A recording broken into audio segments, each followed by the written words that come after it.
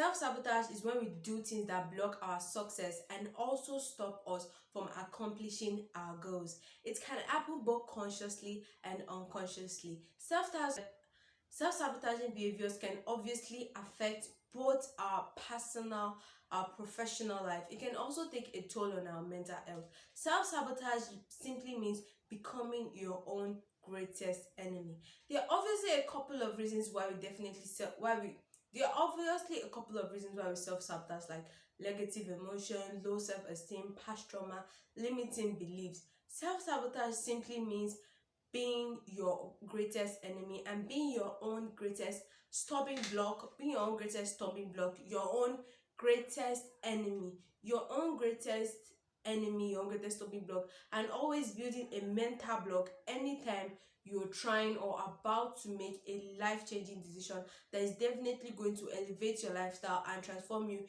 into the person you want to become. Self-sabotage may obviously manifest due to a lot of criticism. Like, that is obviously a valid reason. Like, definitely get criticized by a lot of people, but even when we try to leave that and move on and try new things and become more of ourselves, we tend to always remember those voices of negativity, all those voices of negativity that we are not good enough. That is obviously all that manifests into we actually taking in those words, believing in them, and definitely start our self-sabotaging journey.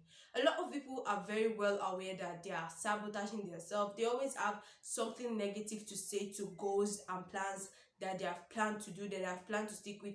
They definitely always have something to use against themselves, not to try new things, not to go back to school, not to start a new business, not to start a family, not to do something that is definitely going to elevate your lifestyle. You always have a reason within yourself not to.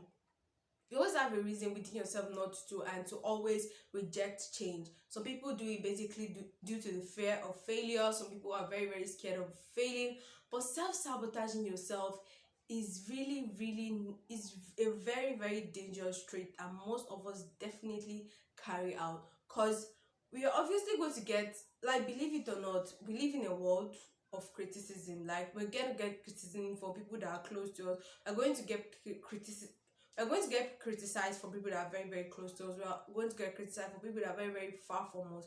Criticism is one thing we cannot, is one thing there are obviously various ways in which we can block or stop self-sabotage. The first one is to be more self-aware, about yourself, about your thoughts, about your plans, about the things you want to do, and how you finally try to exhibit them. To be more self-aware about yourself, to be more self-aware about the way you think, to be more self-aware about your mentality. The third one is that you should try as much as possible to communicate with people. I'm not saying you should tell every single person your plans, but there are always these so calm people in our life that we can actually talk to, that okay, this is are the plans that I have, what do you think about them, how do you think I can go to them? And obviously please talk to the right people. Don't talk to people that will obviously discourage you. Don't talk to people that will obviously discourage you.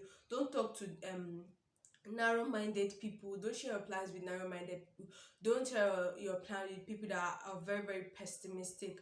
Find optimistic people that you can obviously communicate to, and that you can obviously communicate with. Be more self-aware, communicate with the right people. And the third one is that you should and the third one, to do self-reevaluation. Self-reevaluation to see if you're actually on track with the plans you set for yourself, if you're actually on track with the plans that you want, which if you're actually on track with the goals that you want to accomplish, and if you're actually doing things that are definitely going to bring you closer to that goals. So being on track is a very, very, very, very nice way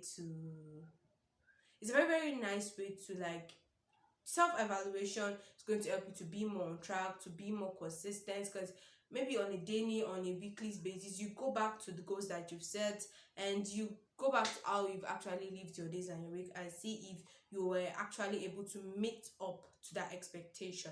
So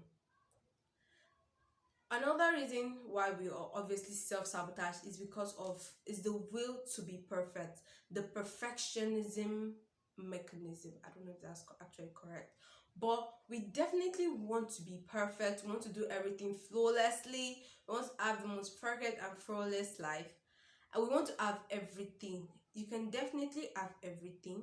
You can or you cannot definitely have it. But even if you're going to have a lot, you can definitely not have them in a day.